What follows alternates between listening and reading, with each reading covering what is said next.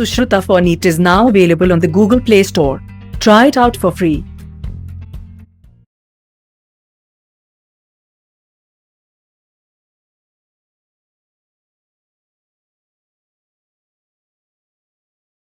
My dear students, we have started in the last class studying about the plant breeding. And you know why that breeding of the high varieties of plants with high yield, quality food, disease resistance property is required. In continuation of that, we are now studying the main steps involved in the plant breeding for a new genetic variety of crop. These steps include, as you have already studied, collection of variability.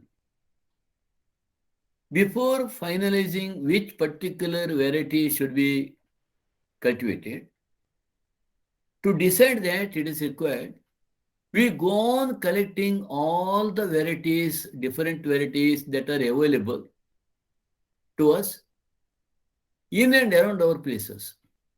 Collection and preservation of all the different wild varieties, species, and relatives of the cultivated species is the first step in the plant breeding. That is what is known as collection of variability. Always ask a question in examination, what is the germplasm collection? This collection of all different varieties, species, and relatives of the cultivated species is known as germplasm collection. The entire collection, having all the diverse alleles for all the genes, all diverse alleles, different alleles for all genes in a given crop is called germplasm collection. That means, if at all you want to develop one good variety of rice, you have to first collect all different varieties of rice that is available in and around or nearby you, with all its properties. That means there may be some varieties of rice where the plant grow little bit longer height. Another variety maybe that with a short length. One variety giving high quantity but no taste. Another variety giving very less quantity of paddy but high taste. In this different varieties with the different alleles are collected, and this is what is known as the germplasm collection. After this germplasm collection, that means after collecting all the varieties available in that particular species, the germplasm is evaluated so as to identify plants with the desirable combination character. Now, we should decide what all we require in the variety that we are going to develop. So, the germplasm is evaluated, it is checked, it is looked into for all the desirable combination of characters. The selected plants with that characters are multiplied individually. Now let us say that you want one particular paddy with a little bit more height. You are simply multiplying the crop with that particular rice only. It's a grain size is symmetrical for you. Grain taste is symmetrical for you. But you wanted to see that the particular rice variety is growing a little bit more height. So that you are going to breed for several generations. The selected plants are multiplied and used in the process of hybridization later. Now what I wanted to tell you, let us say that you wanted to get one particular variety of a paddy, hypothetical, where this paddy grows very long, it grows long. And another variety is there, but this long variety, its grain is of not high quality. It is of no good taste. It is not with any good taste. But here another one with a small straw, but with lot of heavy, larger grains. And now you want this also you are just going to multiply, because this you are going to multiply to get more of that particular long straw variety. This you are multiplying to get more of the grain size, higher yield. So in this way, pure lines are created wherever desirable and possible. Now you may say, why that I have chosen, I have told you that one you are growing for a long straw, another one even though it is a short straw, but paddy yield is more. This also we want, this also we want. Why? Later you may think about bringing this and hybridizing them, crossbreeding them. Later you want to get long straw with a high yield, so that these paddies, whatever you get, that you utilize to get rice, the straw what you get, that you may utilize for feeding the cattle. So this is one. So now in this way, whatever, or you may have one more variety, which is disease resistant. Disease resistant, but without a long straw, without a high yield, but it is a disease resistant. We may combine these all. So in this way, whatever the character you are desiring, you want that character, such characters of pure lines are created. Pure lines are created wherever desirable and possible. So this is what is known as evaluation. You are going to evaluate what variety you want. You are going to decide.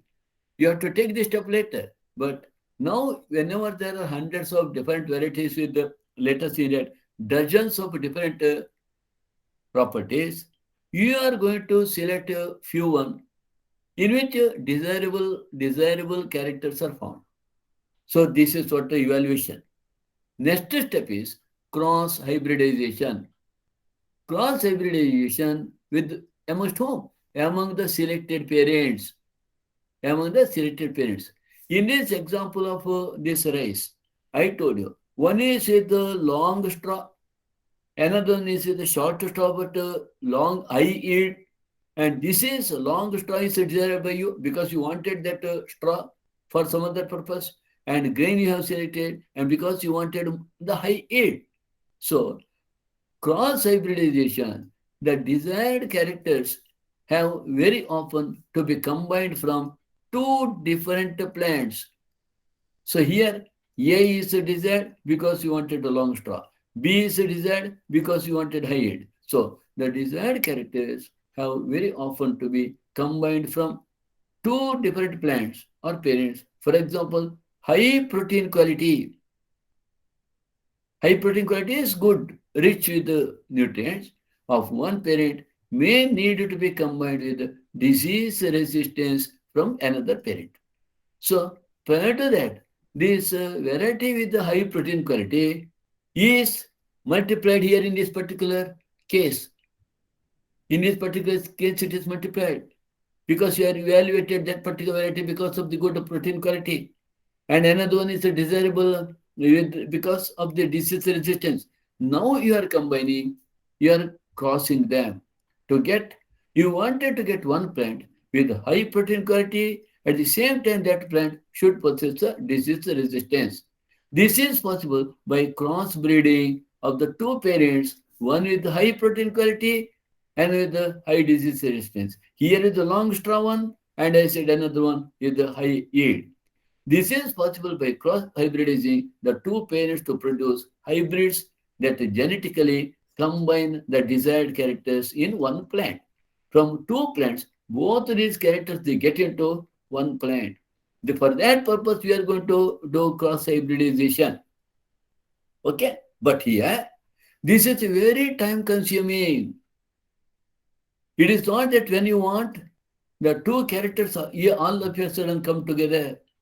This is very time consuming. It may not happen in one particular crossbreeding, cross hybridization. This is very time consuming and a tedious process since the pollen grains from the desirable plant chosen as a male parent have to be collected and placed on the stigma of the flowers of selected female parent.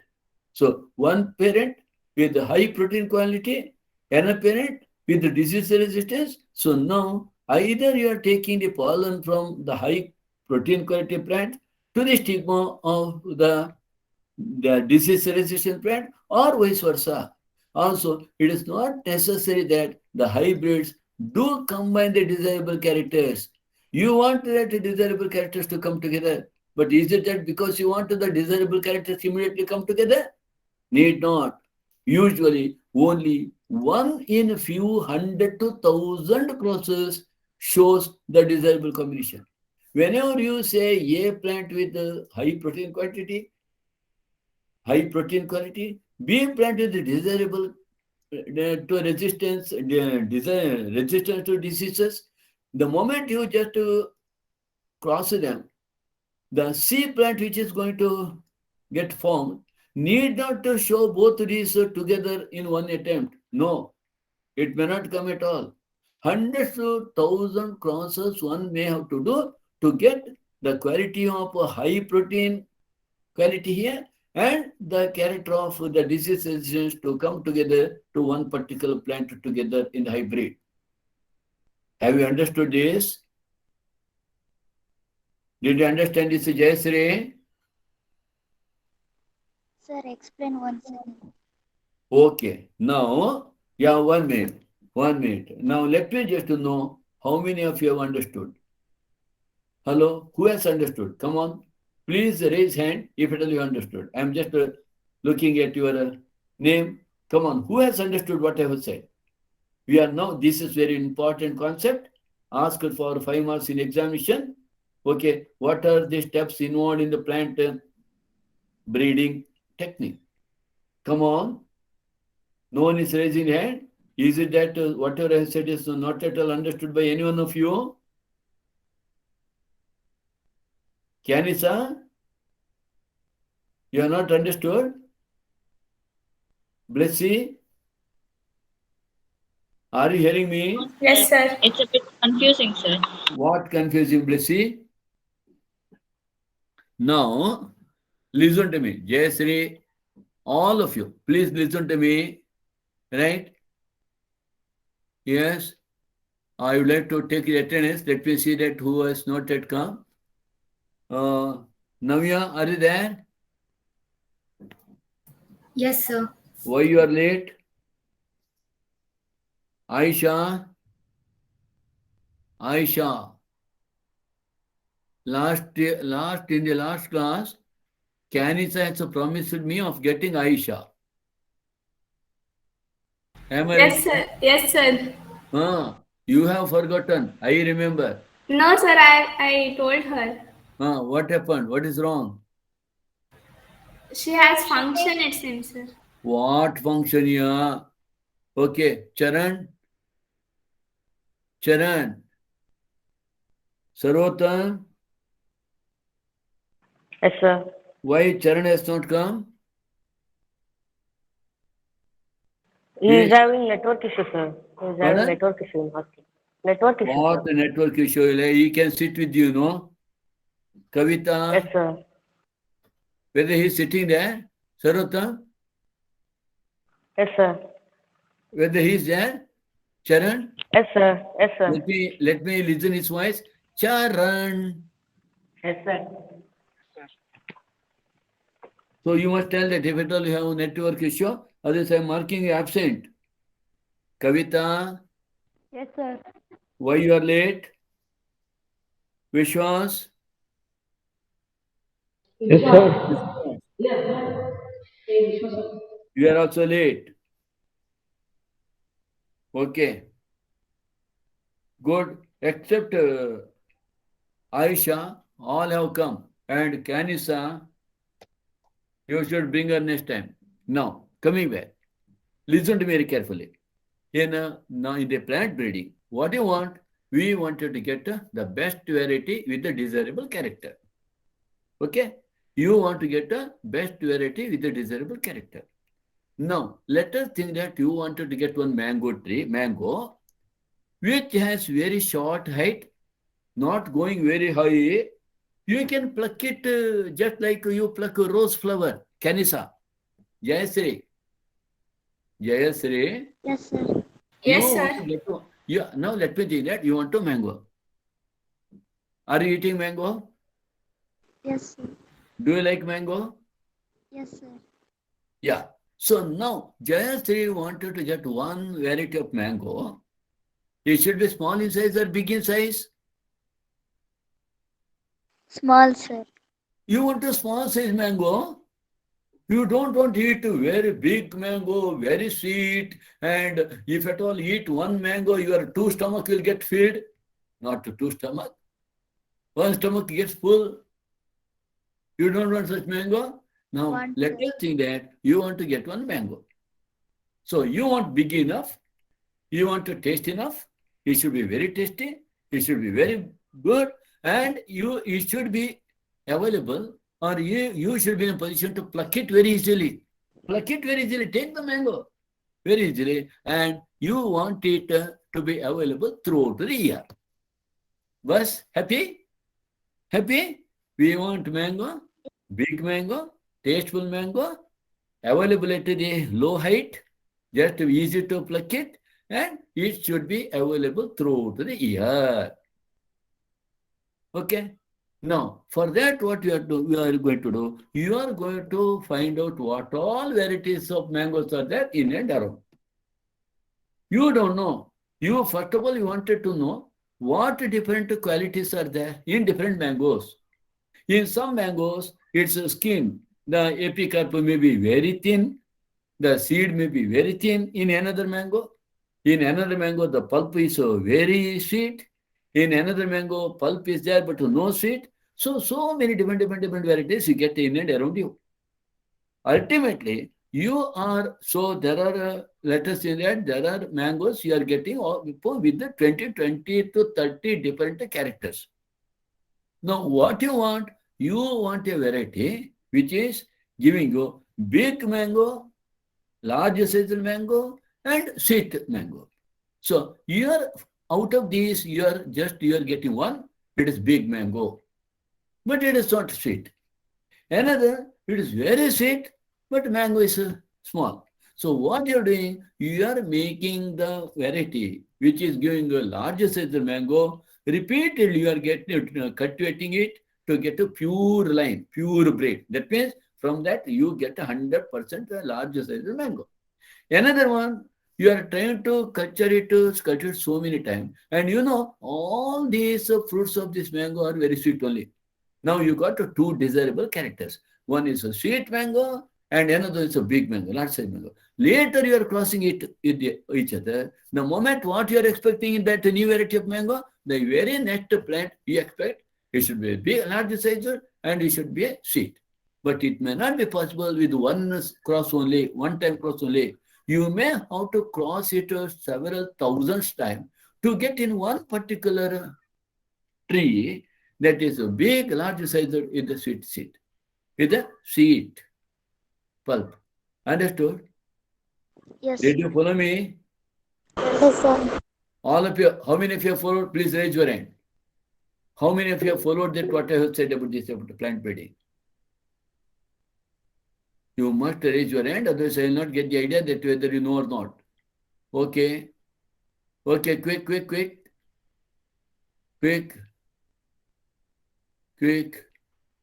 Okay, am I permitted to go ahead? Savitri, Yes, sir. Lord. Yes, sir. Okay. Namrata, Yes, sir. Jyoti, Yes, sir. Vismita. Yes, sir. So what I said here is that So collection variability, the germplasm collection, next evaluation, whether the desirable character is in a pure line. Then the next one is that cross hybridization. In the cross hybridization, so it is not possible to get it immediately. Now, in the very first attempt, you wanted a big sized mango, getting crossed to that of the sweet mango. The very first cross you may not get. This is possible by cross hybridizing the two parents to produce hybrids that genetically combine the desired characters in one plant, and this requires several crosses. It is not possible. It is not necessary that the hybrids do combine the desirable characters. Usually only one in a few hundred to thousand crosses shows such a desirable combination. Okay, now what you have to do? Okay, you got one such, let us see that. Selection and testing of superior recombinants. Now you got one plant showing these two of the desirable characters, whatever you wanted, in one particular plant. This step consists of selecting among the progeny of the hybrid. Got the progeny of the hybrid. Those plants that have the desired character combination. So whenever we cross these two desirable, I just gave the example of only two desirable characters. There may be many desirable characters, different desirable characters. One may be interested to have sweetness, another may not be that much particular about the sweetness, he may be very particular about the disease resistance. Okay, and another maybe he is not interested in sweet mango, he wanted mango to prepare pickle, and his interest is different. So this step consists of selecting among the progeny of the hybrid those plants that have the desired character combination.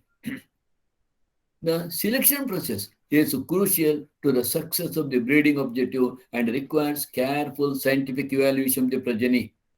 This step yields plants that are superior to both of the parents. When we cross two of the parents, the hybrid whatever we get, it should be superior to the parents, because the desirable characters of the two parents are coming to the hybrid. This step yields plants that are superior to both of the parents. Very often, more than one superior progeny plant may become available. These are self-pollinated. Whatever you are getting, because of the two plants crossing, you are getting one. These are self-pollinated for several generations. Now, in my example of that, big-sized mango with sweet taste. These are the two desirable characters for me. I like mango very much. I want to eat mango, big mango, sweet mango. I like to eat. So these are self-pollinated for several generations till they reach a state of uniformity, homozygosity.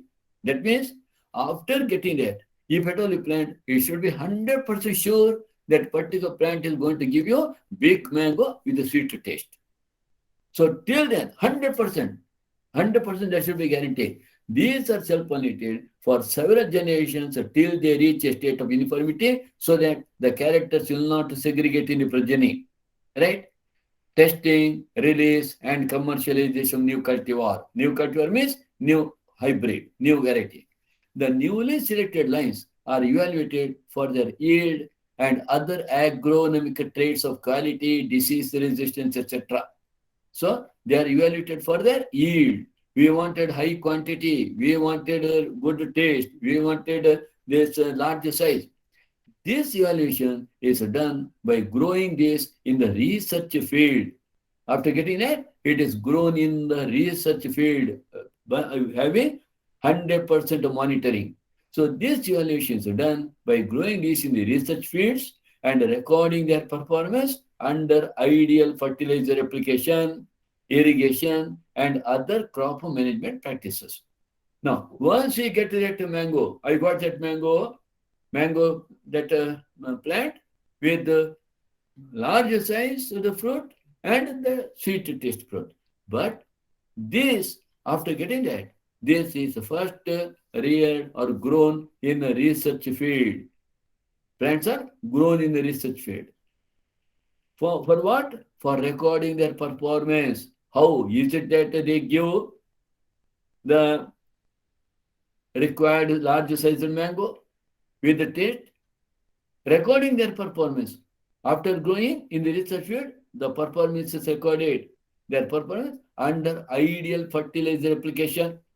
How much fertilizer is required? Normal, not too much, not too little. Under ideal fertilizer application, irrigation, how much water is required, that much water is given, and other crop management practices. The evaluation research field is followed by testing the material in farmers' fields. So always these agriculture universities, they will be in touch with some farmers. They call the farmers and they'll try. See, I got one new variety of mango. Would you try in your field? Yes, some farmers will come forward. Okay, the evaluation research field is followed by testing the materials in farmer fields for at least 3 growing season. You know, the moment when, of course, that this, if at all it is mango variety, it takes a lot of time. You cannot expect within 1 or 2, 3 years to give answer, to give the result. But if it is paddy, if it is a wheat, if it is annuals or biennials, within short time you can get to the result. Now let us enact coming back to paddy, okay, rice or wheat, okay. The evaluation research field is followed by testing the materials in farmers' fields for at least 3 growing season. If at all it is paddy, that for 3 seasons, this rainy season, next rainy season, another rainy season, because you know the paddy has the lifespan of only about 90 days.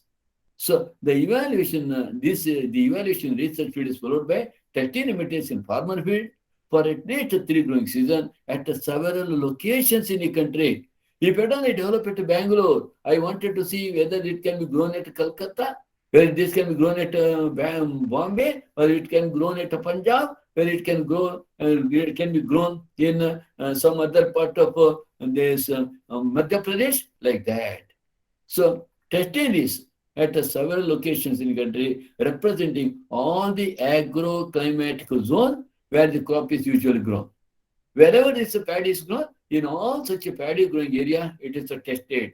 In the different localities, in the different climatic conditions, it is tested. The material is evaluated in comparison to the best available local crop cultivar.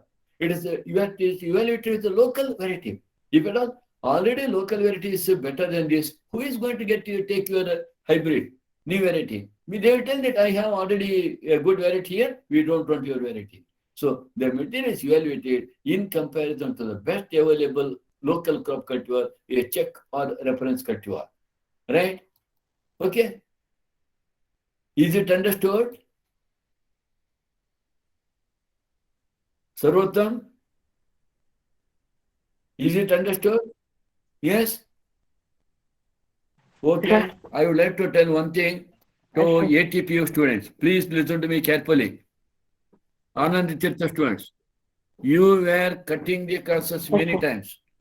I have complained to the principal. I have told that these students are not regular. And if at all you show interest, I am telling to all of you, since the attendance is good today, I am telling all of you, we are thinking of one program, okay, what is called ComCare. ComCare. ComCare is, okay, ComCare. We are trying to introduce to you ComCare. ComCare means complete care. We wanted to take care of you, particularly everything. Not only that, we wanted to help you in this our classes. If at all you want any help in your college performance also, whatever the work they give in the college, to see that you are performing well in that activities of the college also, we are going to help you. For that, we will be introducing you this after another few days. For that, you must be available to us right from morning 5 o'clock to night at 10 o'clock.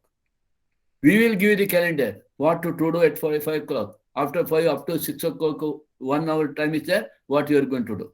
After that, after going to the college, after coming from the college, at what time you are coming from the college, what you are doing until you start attending these our classes, and after finishing the class at 8:30, till you go to bed, what you do, all these things we must know. For that, you have to give your diary. And we wanted to see that you are getting very good marks in both board examination and in the NEET seat examinations. Right? We'll take care of you. We'll guide you till you are going to write both board examination and CET NEET examination. How many of you are interested in this? How many of you are interested in this? Come on. You want us to take care of you? Yes, sir. Okay, only 4 students of unity. Yes, sir.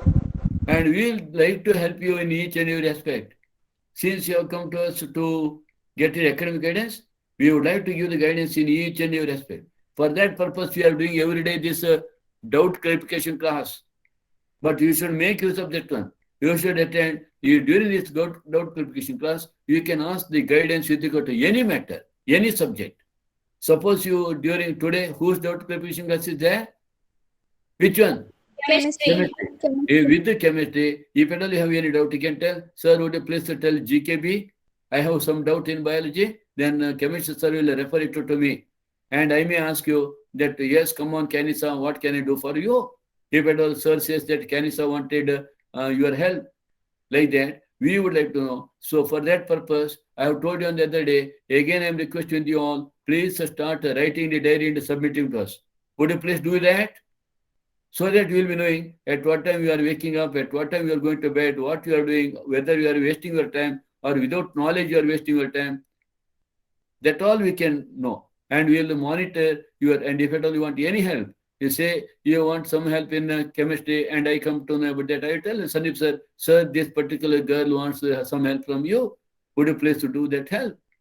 So this is what. Therefore, it is ComCare for the next year batch students. You can tell your juniors also, for the next year batch students, we will do it this ComCare right from day one of their admission to the colleges. And we are going to start this second PC classes next year, right from after their first year board examination gets over.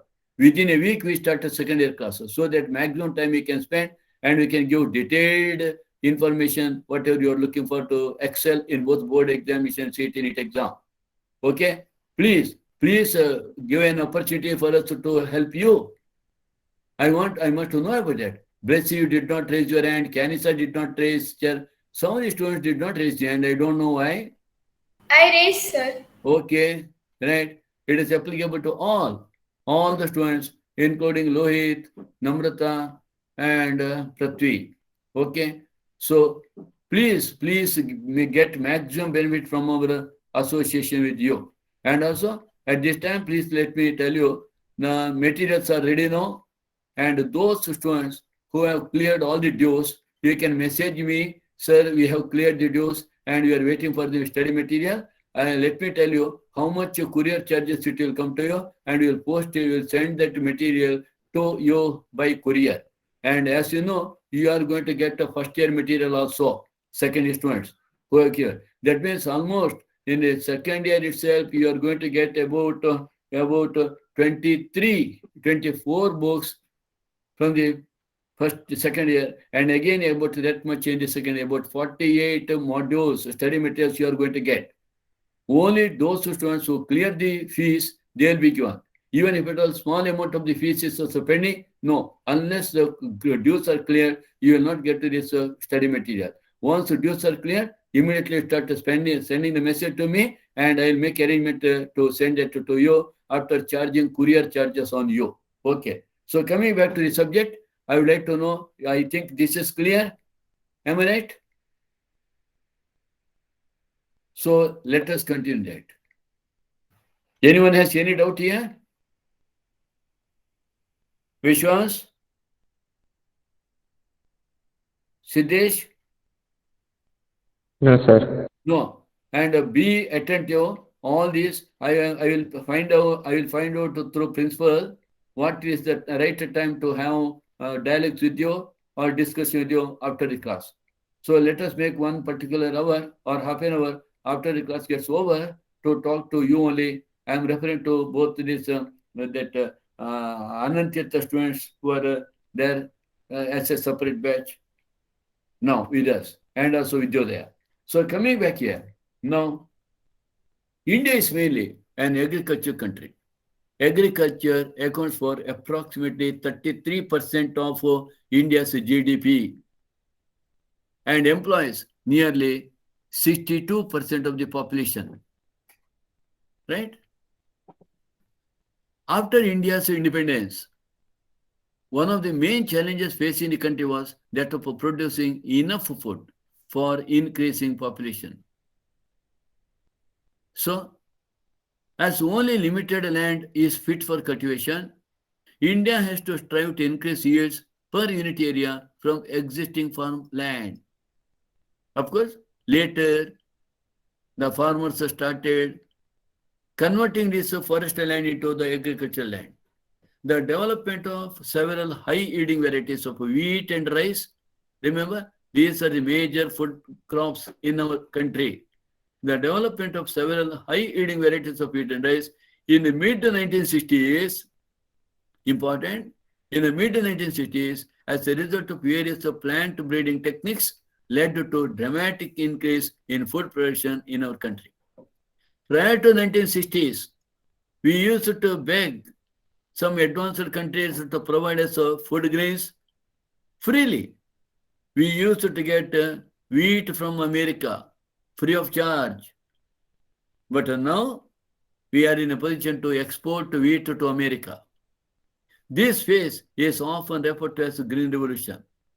In the 1960s, tremendous change occurred with regard to the plant breeding because various plant breeding techniques got involved, developed in the mid-1960s, which enabled us to produce large amount of high variety, quality food crops. This phase is often referred as Green Revolution. Figure 9.3 represents some Indian hybrid crops of high-yielding varieties. You must remember these high-yielding varieties. This is what you have, the maize, this is the wheat, and is the garden peas. Let us see more about this. Wheat and rice. Very, very important. During the period 1960 to 2000, nearly 40 years, wheat production increased from 11 million tons to 75 million tons. Look here, approximately 10 million to 75 million in 40 years of time. Million tons.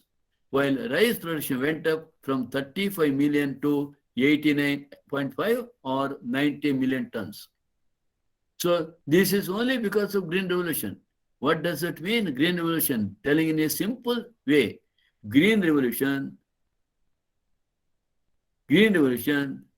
made us to go from organic manure to inorganic manure, utilization of the inorganic fertilizer.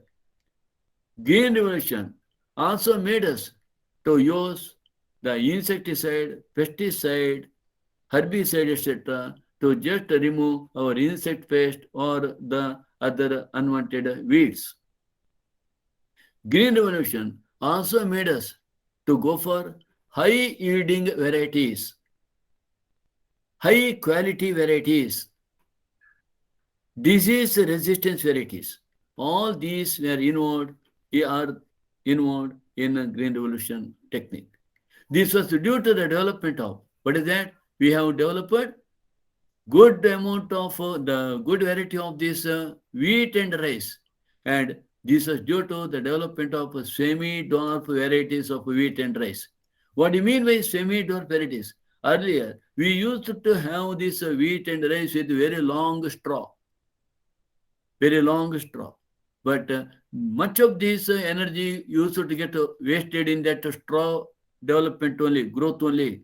Now, because of this little bit of short straw, much energy could be utilized for the growth of these paddy grains or wheat grains. So, Nobel laureate Norman Borlaug, very, very important, Norman Borlaug at International Center for Wheat and Maize Improvement in Mexico developed semi-dwarf wheat. For that, he got the Nobel Prize. Semi-dwarf wheat. It is not too tall, it is not too short, it was a semi-dwarf wheat. In 1963, several varieties such as Sonalika and Kalyan Sona, which were high-yielding and disease-resistant. This is very important. High-yielding, disease resistant were introduced all over wheat growing belt of India in 1963. Prior to 1963, we never heard of this particular variety. Which one? Sonalika and Kalyan Sona. What are they? These are the wheat varieties. What is the quality? They were of high yielding and disease resistant varieties. They got introduced in 1963. And that is why we could raise the grow that amount of this wheat from 11 million tons to 75 million tons. Rice 35 million tons to 89.5 million tons. This high yield of this wheat and rice is due to high yielding disease resistant varieties. Semi-dwarf rice variety were derived from IR8, developed at International Rice Research Institute IRRI, Philippines, and Tai Chung Native 1 from Taiwan. So that enabled us to raise the yield of the rice. The derivatives were introduced in 1966. Therefore, we always say mid-1960s. Mid-1960s means 63, 66 up to. So during this, there was a tremendous increase in the yield of rice and the wheat. Later, better yielding semi-dwarf varieties like Jaya and Ratna were developed in India. Jaya and Ratna are better semi-dwarf varieties of rice. So you must know which are the good high-yielding varieties of wheat, which are the high-yielding varieties of rice. Okay? Now, any doubt in this matter? Do you have any doubt? No, sir. Okay. Now let us look into sugarcane. Saccharum barberry. Saccharum barberry was originally grown in North India, but it was very less sweet, had poor sugar content. It was not sweet at all. It was originally grown in North India, but had poor sugar content and yield also. Tropical canes, that means in South India, grown in South India, Saccharum officinarum had a thicker stem, higher sugar content, but did not grow well in North India. North India, we had Saccharum barberry. In South India, we were growing Saccharum officinarum. North India Saccharum barberry was with the poor sugar content with the less yield. South Indian Saccharum officinarum had a thicker stem and very sweet, higher sugar content, but this did not grow well in North India. So what the people did, what this plant agriculturists did, these two species were successfully crossed to get sugar cane varieties combining desirable qualities of high yield of South India, thick stem of South India, high sugar, and ability to grow in sugar cane areas of North India. So this, even though Saccharum barberry was not good, it was growing very well in North India. So when these two were crossed, now you could get a hybrid which could grow in North India also with the high yield, thick stem, high sugar qualities. Okay? You want to eat this sugar cane? I hope you know sugar cane, right? Yes, sir. What is it called? Sugar cane. You know, you might have drank this sugar cane juice. So this is what you have. Saccharum barberry. You tell me which one is from North India and which is from South India? This is from? A is from? North Indian. B is from South India. Saccharum barberry, grown in North India, had poor sugar content and yield. Saccharum officinarum, grown in South India, had a thicker stem, higher sugar content, but they did not grow in North India. The sugarcane species obtained after crossbreeding between these two species had a thick stem, higher sugar content, high yield, and ability to grow in North India. Whenever you go to drink sugarcane juice, if you come across sugarcane with a very thick stem, okay, that is the hybrid varieties, right? This is what you see now. Saccharum barberry, Saccharum officinarum were crossed to get the desirable qualities of high yield, thick stem, high yield, thick stem. See how much thick it is. High sugar ability to grow in the sugar canes of North India. Now let us come to millets. Hybrid maize, jowar, and bajra have been successfully developed in India. Hybrids. These are together called millets. Hybrid breeding have led to the development of several high-yielding varieties of resistant to water stress. They were resistant to water stress. This water, getting sufficient water for irrigation purpose is a problem. Many times in many of the occasions, all of a sudden, there will be acute shortage of water. But even then, if at all we could develop some hybrid, which has high resistance to water stress, it gives a very good yield. Now let us go into plant breeding for disease resistance.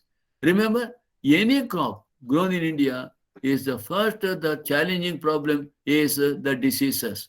A wide range of fungal, bacterial, and viral pathogens affect the yield of cultivated crop species, especially in a tropical climate. Remember, if at all you try to any vegetable, you try to grow any of these agriculture crops, within no time, the crops get affected either by root borer, stem borer, leaf borer, flower borer, or fruit borer. Invariably, there will be a lot of fungal members, bacterial members, viral members, even some of these worms, helminthus worms, they start attacking the crops. Crop losses can often be significant, up to 20 to 30%, or sometimes even total. Many times you see that plants grow very well and the farmer is expecting, oh, this time I am going to get very good yield. The very next day he may come across one or the other fungal or bacterial attack or viral attack on that, and he may not get even, forget about the expected yield. He may not get a yield at all. In this situation, breeding and development of cultivars, cultivable varieties, resistant to disease, enhances food production. So what is the most challenge is we have to find a way to develop disease resistant varieties.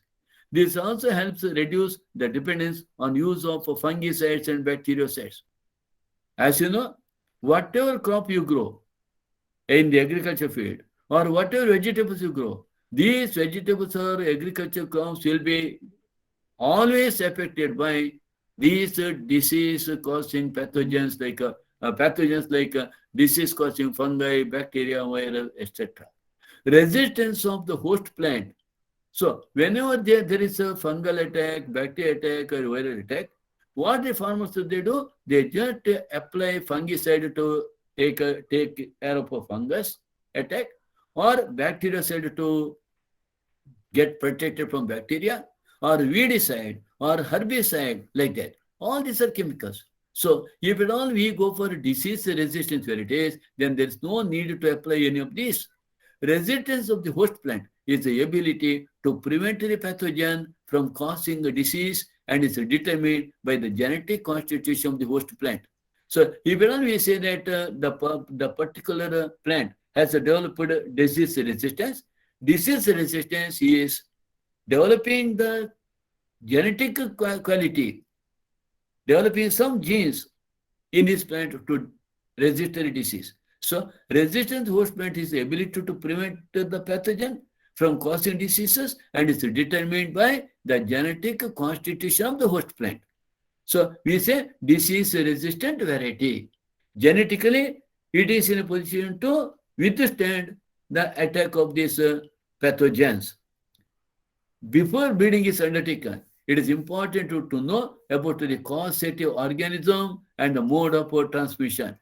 Before breeding of any plant, we would like to know about which particular disease is going to affect it, disease-causing organism, and also how this disease-causing organism gets transmitted. Some of the diseases caused by fungi are rusts. Example, brown rust of wheat, red rot of sugarcane, late blight of potato. So these are all, you have the fungal diseases. You have by bacteria, black rot of crucifers, and by viruses, tobacco mosaic, turnip mosaic viruses. Please know this is very important. In one of this paragraph, they have mentioned bacterial diseases, fungal diseases, and viral diseases. So, rusts, brown rust of wheat, red rot of sugarcane, and light blight potato. These are all fungal diseases that I come across. Back rot of crucifers is the bacterial disease. And tobacco virus, tobacco mosaic, or turnip mosaic is viral diseases. Now let us see some of these. I don't know whether you have seen this. Sometimes if you go to wheat growing a field, you see all these leaves, stems of this wheat are yet attacked by the fungal disease, what is called brown rust of wheat. All these are fungal growth, rust, brown rust of wheat. And in the same way, you can see this is what a red rot of sugarcane. Sometimes you might have seen. If at all you buy sugarcane to eat and take it, after cutting it, you see that it is red on the inner side. Again, this is another fungal disease. What is called red rot of sugarcane. Navya, have you seen this?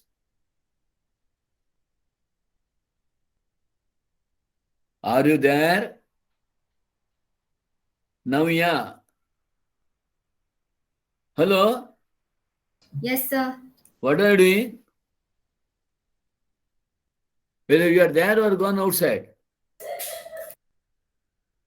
Hello? You are not attentive? No, sir. Vishmita, Yes, sir. have you eaten this type of sugar cane? No, sir. You have seen? Yes, sir. Okay. This is what a red rot of sugar cane, and this is late blight of potato. See that? How the leaf is affected. These are all what type of disease? Fungal diseases. Not only on the leaf, you see on the potato stem itself, tuber. Right? Late blight of potato. These are all viral fungal diseases. And this is black rot of crucifer, cabbage. What type of disease it is? Is it fungal? Bacterial. Bacterial. And this is tobacco mosaic viruses disease on tobacco leaf.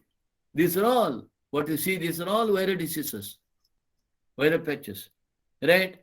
This is turnip mosaic on cabbage leaf. Okay, I hope now it is clear to you fungal, bacterial, and viral diseases. Methods of breeding for disease resistance varieties. Breeding is carried out by the conventional breeding techniques. What is that? Already I have mentioned about that. What is that? First you have to go for germplasm collection. Next, come on, who will tell me? Next, 5 steps. Quick. Namrata, Jiti, who will tell me? Prati, Rakesh, come on, anyone. First step. Evaluation and selection of parents. Okay. Then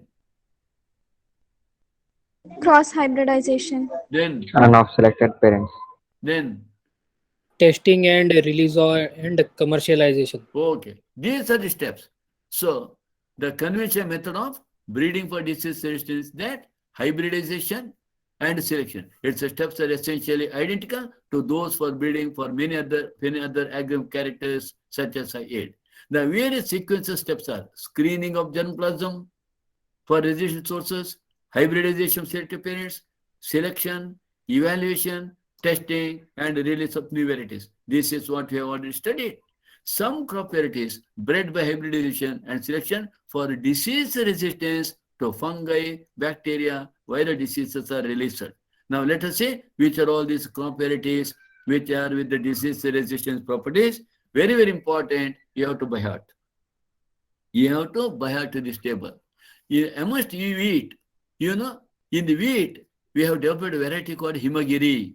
Himgiri variety is resistant to the disease called leaf stripe rust hill burnt disease. This Himgiri variety of wheat is resistant to these diseases. These diseases will not attack this. And brassica, what is called mustard, you have variety Pusa swarnim. Pusa swarnim or Canandrite. This is resistance to wheat rust disease. Cauliflower, you have Pusa shubra, Pusa snowball K1, resistant to black rot and curl blight black rot. Cowpea variety, Pusa komal, resistant to bacterial blight. And chili, Pusa sadabahar, this is resistant to chili mosaic virus, so tobacco mosaic virus and leafy curl. Okay? I hope you know. You have seen wheat, you have seen brassica, you have seen cauliflower. What is cowpea? Have you seen this cowpea? Vismita? Yes, sir. Have you seen? Yes, sir. What is that? In Kannada? Sir, I don't know in Kannada. You don't know in Kannada. Namrata? Namrata, Yes, sir. have you seen? I have seen, sir. What is that? Kannada? In Kannada, I don't know, sir.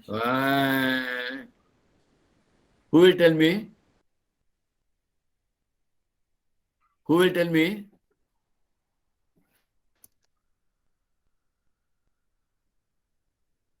Janani? Janani? Yes, sir. Would you please tell me? That Batani something. Tony or something. Long beans.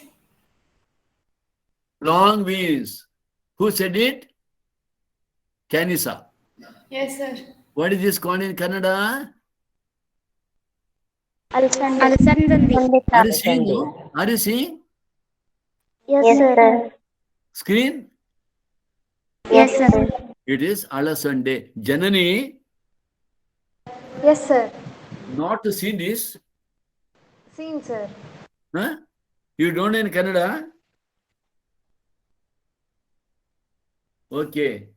It is Alasande. Okay? Right?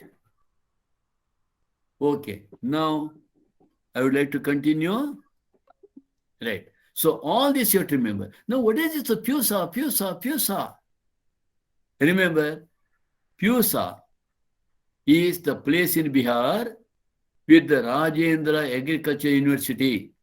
Now, Pusa Institute is called IARI, Indian Agriculture Research Institute, and it is shifted to Delhi. Okay? Earlier it was there at Bihar. Therefore, this variety which was developed there in Pusa, it is given the name of that place, Pusa. Understood? Others you would have wondered, what is this Pusa? Okay, you have to buy out this variety. Shall we go ahead? Yes, sir. Okay, now this is what wheat variety you have. Right? This is leaf and stripe rust in wheat.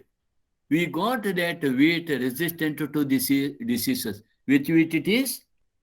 Which variety? Himgiri. Okay. This is hill burnt or stinking smut disease in wheat. You can see that. This is what badly affected grains. See? Who will eat such grains? Okay. Hill burnt or stinking smut disease in wheat. Right? And this is wheat rust of brassica, mustard, sasive.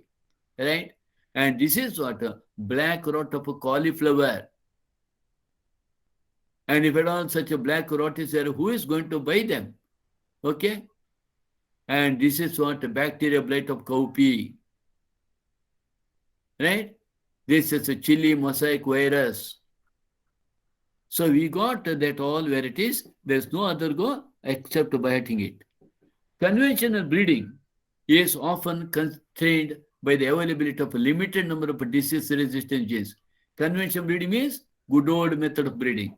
Whatever we used to follow since the time immemorial, is often constrained by the availability of a limited number of disease-resistant genes. Earlier it was not there. We don't get any resistance, disease resistance varieties that are present and identified in various crop varieties or wild relatives. Inducing mutations in plants through diverse means, different methods, and then screening the plant materials for resistance sometimes leads to desirable genes being identified. It is not that much easy to get to disease resistance varieties. So one has to induce mutation to bring about that. Plants having these desirable characters can then be either multiplied directly or can be used in breeding. Other breeding methods that are used are selection among the soma clonal variants. I will tell you what is the soma clonal variants and genetic engineering. You are going to study about genetic engineering in a separate chapter. So we are going to look into soma clonal variants also. What are soma clones? Let us see later. Mutation is a process by which genetic variations are created through changes in the base sequence within genes, resulting in the creation of a new character or trait not found in the parental type. Most of the time, these disease-resistant varieties are developed by mutation. It is possible to induce mutations artificially through use of chemicals or radiations like gamma radiation and selecting and using the plants that have the desirable character as a source in breeding, and this process is called mutation breeding. So we develop some disease-resistant varieties by mutation. Mutation is caused by chemicals or radiations, and after that, once we get to the desirable character, it is used in the breeding. In mung bean, the resistance to yellow mosaic virus and powdery mildew were induced by mutation. Important, in the variety of a bean, mung bean, resistance to yellow mosaic virus and powdery mildew were induced by mutation. Right? This is what yellow mosaic virus of a mung bean. On the leaves, powdery mildew virus of a mung bean. See it? It is very powdery, just like your ash, powdery mildew virus of a mung bean. So we could develop disease-resistant varieties by mutation. Several wild relatives of different cultured species of plants have been shown to have certain resistant characters but have very low yield. This is a problem. Many of them, several wild relatives of different cultivated species, wild relatives means which are found in nature, have been shown to have certain resistant character but have very low yield. Hence, there is a need to introduce resistant genes into high-yielding cultivated varieties. Resistance to yellow mosaic virus in bindi. What is that bindi? Apomonaceous escalatus. Have you heard about bindi? Is it bindi? What is bindi? Jyoti? Don't know, sir. Bendekai. Finger. Bendekai. Oh, that one, yes, sir. Ladies finger. Hey, you don't like a lady's finger? I like, sir. Yeah. Resistance to yellow mosaic virus in bindi was transferred from a wild species and resulted in a new variety, that is Apomonaceous esculentus, called Parbani Kranti. Whatever bendekai you are eating now in the market is belonging to this particular variety, Parbani Kranti. Shall I show you? So here, resistance to yellow mosaic virus got developed. Resistant to yellow mosaic virus in bindi Apomonaceous esculentus was transferred from a wide species which was seen in nature and resulted in a new variety. Look here. This is what you have. Yellow mosaic virus in bindi. You can see these results in the leaf structure like this. But now you can see what we have is this, a new variety. Almost in the market, what you get is this Parbani Kranti variety. Okay. All the above examples involve sources of resistance genes that are in the same crop species, which has to be bred for disease resistance or in a related wild species. Transfer of resistance genes is achieved by sexual hybridization between the target and the source plant. Suppose we have wide variety with the disease resistance, but desirable other qualities in the cultivars, we cross them, or vice versa. So transfer of resistance genes is achieved by sexual hybridization, crossing them with each other. Right? Any doubt? Hello? No, sir. Okay. Now let us look into plant breeding for developing resistance to insect pest. Earlier, we have started breeding the plant to develop a resistance to diseases. Now, plant breeding for developing resistance to insect pest. What is a pest? Pest is unwanted guest. As I told you, each and every vegetable, each and every other crop, food grain, always will be affected by one or the other insect. Another major cause of large scale destruction of a crop plant or crop produce is insect and pest infestation. Insect resistance in host crop plant may be due to morphological, biochemical, or physiological characteristics. Insect resistance in host crop. We wanted to develop resistance to insects. Whatever insects they try to harm, we wanted to get protected from that. Insect resistance in host crop plant may be by morphological, biochemical, physiological characteristics. We shall see what. Hairy leaves. Sometimes some of the plants possess hairy leaves. In certain plants are associated with the resistance to insect pest. Hairy leaves having plants will not allow the insects to come and attack.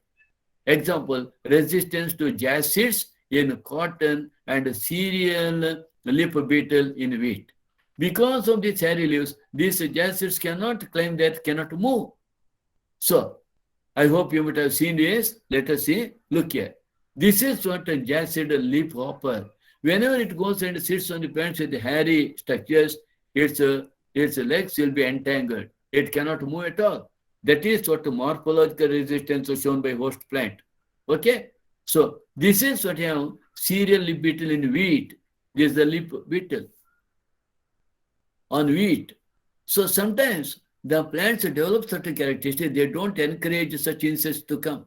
So, as I told you, the resistance may be in by morphological way or biochemical way or physiological characteristics. So, this is what morphological resistance. Hairy leaves in several plants are associated with resistance to insect pest. Insects are not permitted to come and sit on that. As you see, the jazz sits in cottons and cereal leaf beetle in wheat. Okay. Now what happens? What is the method adopted here? In wheat, solid stems, whatever you see here, solid stem or leaf here also, solid stems lead to non-preference by the stem sawfly. Stem sawfly is the one which is generally tried to attack that, infect that. So in wheat, solid stems lead to non-preference by stem sawfly, and smooth-leaved and nectarless cotton varieties do not try to bollworm. This is what you have bollworm. And here it is that smooth-leaved and nectarless. There is no nectar. There is no reward. So why they should go? Nectarless cotton varieties do not try to bollworm. High aspartic acid, low nitrogen and sugar content in maize leads to resistance to maize stem borer. Whenever this maize stem borer in maize, they do not attack it because there is high aspartic acid. Low nitrogen sugar content in maize leads the resistance of a maize stem borer from attacking it. So in this way, either morphological or physiological or biochemical or physiological means they do show naturally. This is what you see. So, breeding methods for insect pest resistance involve the same steps as those for any other agronomic trait, such as yield or quality, and are discussed earlier. Sources of resistance genes may be cultivated. Source of resistant genes may be cultivated varieties, germplasm collection of the crop, or wild varieties. Some released crop varieties bred by hybridization and selection for insect pests are given here. Again, this is another table. You must know. You know, there is a crop variety called Brassica. This particular crop, Brassica, variety is called Pusa Gaurav. This Pusa Gaurav variety which is developed, it shows resistance to aphids. Have you seen the aphids? Have you seen the No, aphids? sir. Yes? No, sir. No? You No, should sir. wait tomorrow morning to see that and tell me tomorrow evening, yes, we have seen that. Some of you may be having some garden plants back at your home. Garden plants. You just see any flower plant, any vegetables that is available in your garden. Look into the tip of that plant. On the tip of tender shoot, you see small creature always moving. I am sure you see that, and tomorrow you tell it, yes, sir, it is there. So, Brassica, varieties of Pusa gaura, it develops resistance to aphids. You have flat bean, not a long bean, flat bean, Pusa sem2, Pusa sem3, it develops resistance to jacids, aphids, and fruit borer. You have okra is bindi, bendekai, okra, Pusa savani, and Pusa A4. These develop resistance to shoot and fruit borer. Again, remember, Pusa gauru, Pusa sem2, sem3, Pusa savani, and Pusa A4. Okay? Oh, I did not get that picture for you. Okay. Let me show that. I don't know. Okay, see. It is not there. Otherwise, I wanted to show you this. Okay, let me show you that aphids. Otherwise, you may forget to see tomorrow. Right?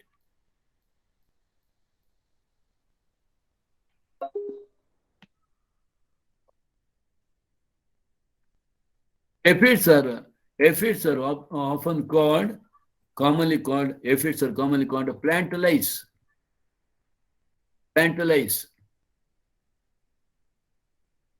Yeah. Have you seen like this?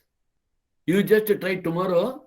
Any tender shoot of any vegetable, any fruit, any flowering plants, you just see. You see plenty of these small creatures always moving in rows, one behind another. And who will try to see if at all you have some garden plants? You can see. Kanisa, you have emerald? Kanisa? Yes, sir. You have emerald? Yes, sir. Tomorrow, would you do? Vismita, you have emerald? Yes, sir. Janani, Jyoti, Namrata, who will say? Then boys, Prati, Rakesh. Please try to find out. These are all what you have. What are these called? Aphids. Aphids. Others called? Plant lice. They are called plant lice. Okay? Plant lice. Right? Okay? Now, I have to continue this, and this I'll continue tomorrow, and it gets over. In tomorrow's class, this gets over, and I'll be starting next one.